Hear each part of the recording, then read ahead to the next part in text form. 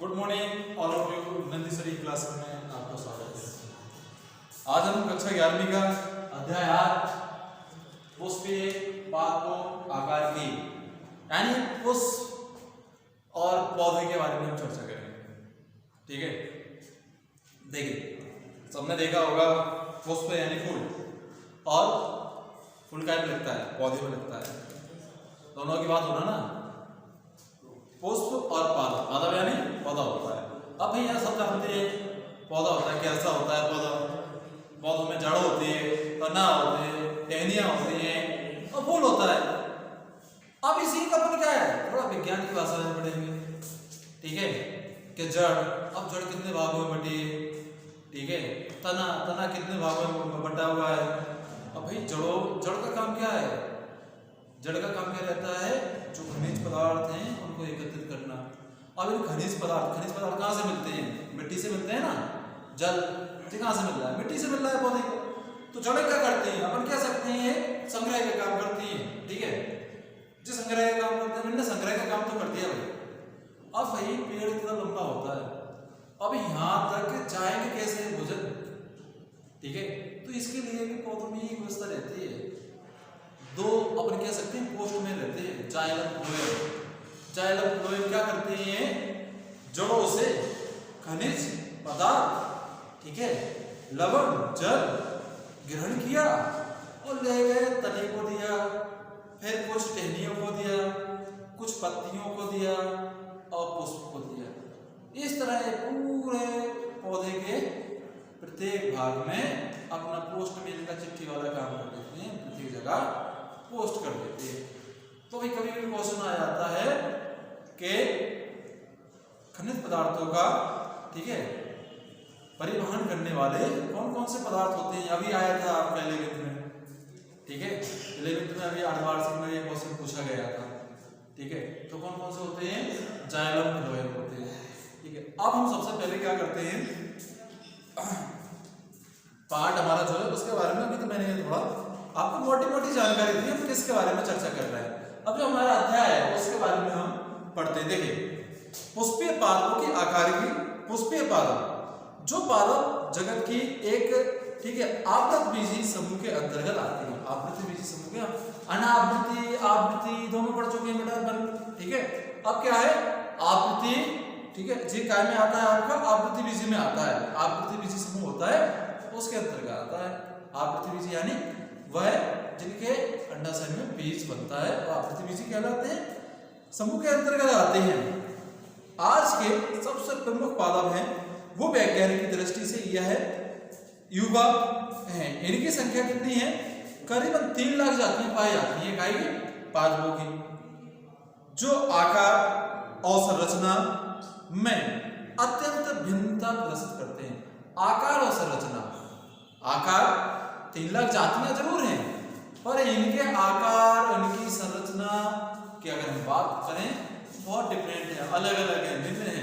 ठीक है, भिन्नता प्रदर्शित करते हैं और इन्हें उपयुक्त एवं प्रभावी अध्ययन के लिए विभिन्न श्रेणियों में बांटा जाता है। इसी आधार पर इन्हें बहुत सी श्रेणियों में बांटा जाता है। आकार की रूप, ठीक है, के अध्ययन में पादप के विविध बाह्य लक्षणों का अध्ययन किया जाता है। पादपों की पहचान एवं उनके वर्गीकरण के लिए पादप आकृति जो आकार की का अध्ययन आवश्यक होता है।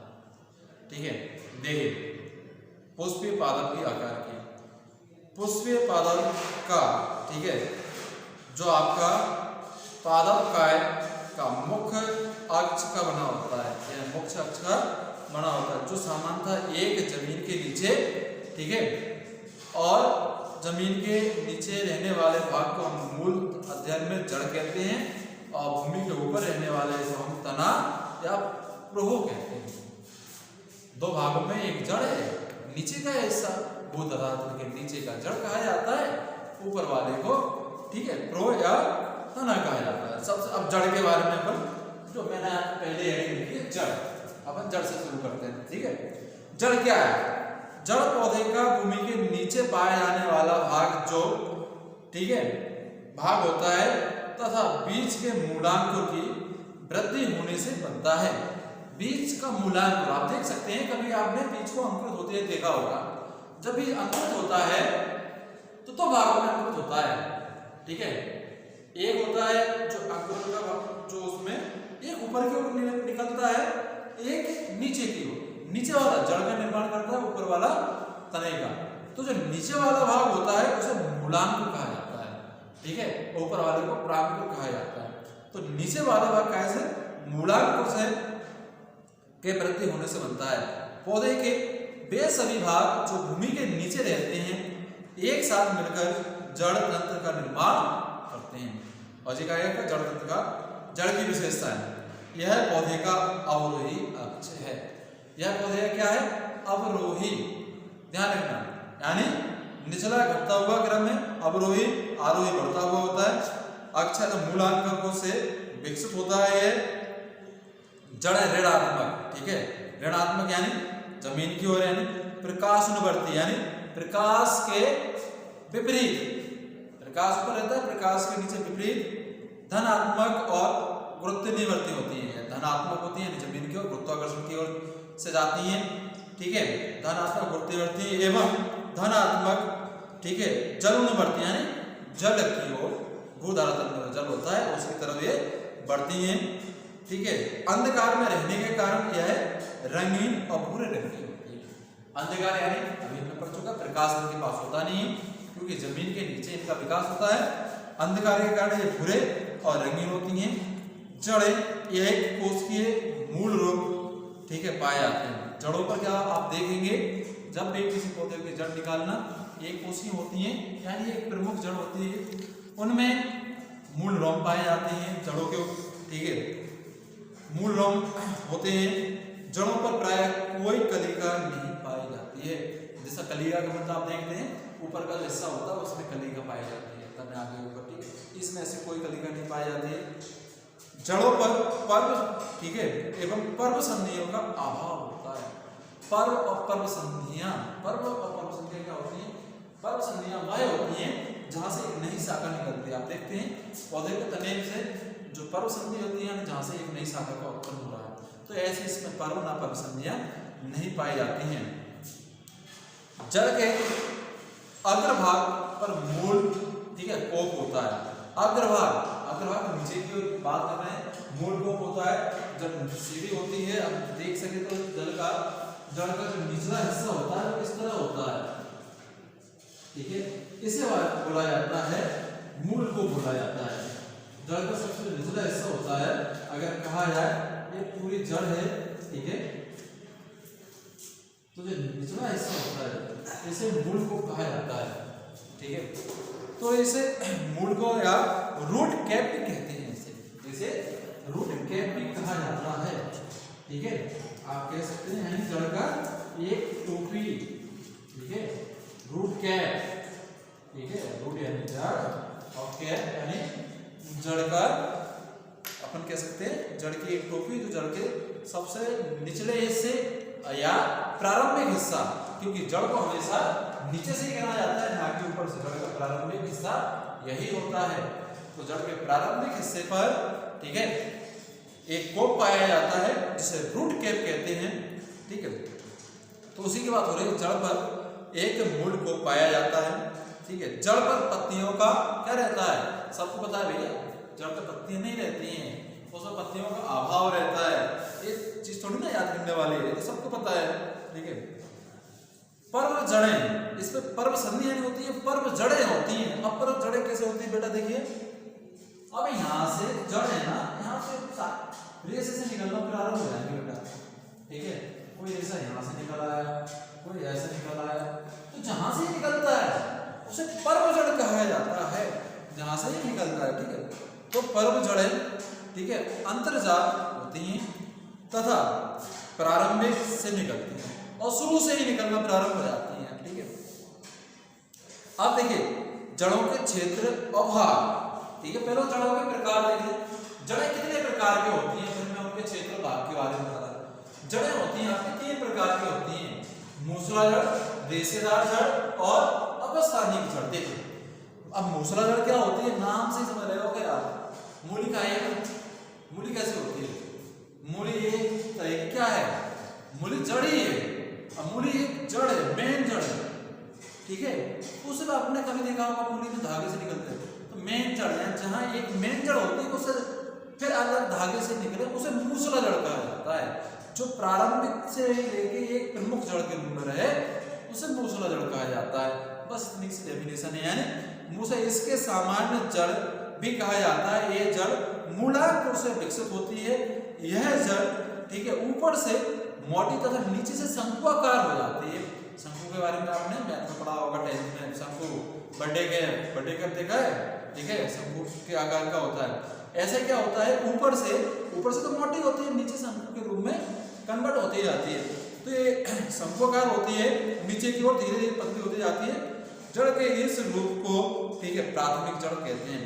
और प्राथमिक जड़ से ही द्वितीयक जड़ यानी इस मूसला जड़ से ही, जैसे मूली में छोटे छोटे रेशे रहते हैं ना, ऐसे ही रेशे निकलते हैं, उन्हें, ठीक है, द्वितीयक जड़ कहा जाता है।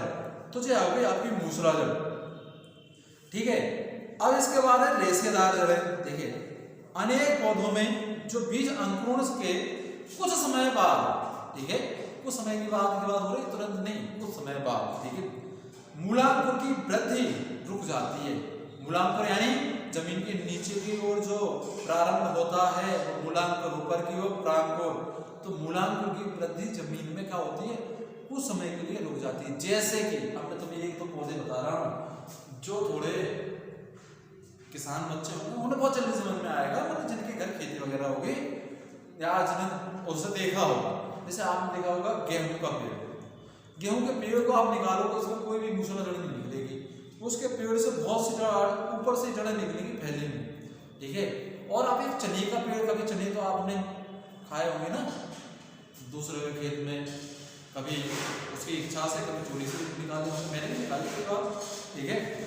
तो उसमें क्या रहता है, एक प्रमुख जड़ रहती है, पर इसमें जो गेहूं का पेड़ रहता है उसमें नहीं रहती है। मक्के का पेड़ होता है, उसमें भी एक प्रमुख जड़ नहीं होती है। प्रारंभिक अवस्था से ही जो भूधरातल से ही विभिन्न जड़ें निकलना प्रारंभ हो जाती है, यानी एक प्रमुख जड़ नहीं होती है।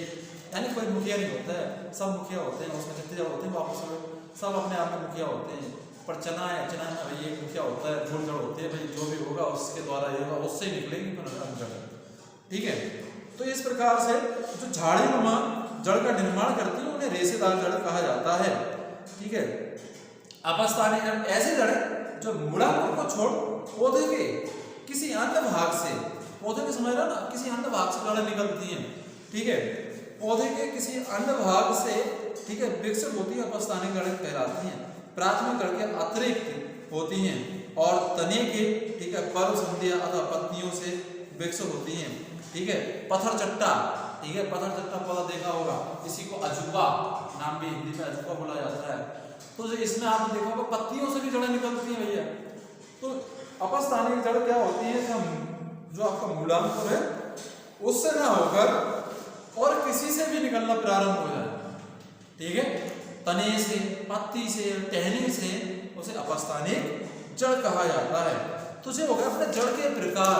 हमने आज तीनों ही पढ़ लिए, मूसला जड़, रेशेदार, अपस्थानिक जड़, ठीक है। अब हम कल क्या पढ़ेंगे, ठीक है, जड़ के जो क्षेत्र, किन किन भागों में जड़ को बांटा जाता है, जड़ के प्रकार में जड़ को डिवाइडेशन किया जाता है, ठीक है, उसके बारे में कल चर्चा करेंगे। आपको अगर कोई समस्या आई हो तो विद्यालय में आके आप मुझसे मिल सकते हैं, समस्या का समाधान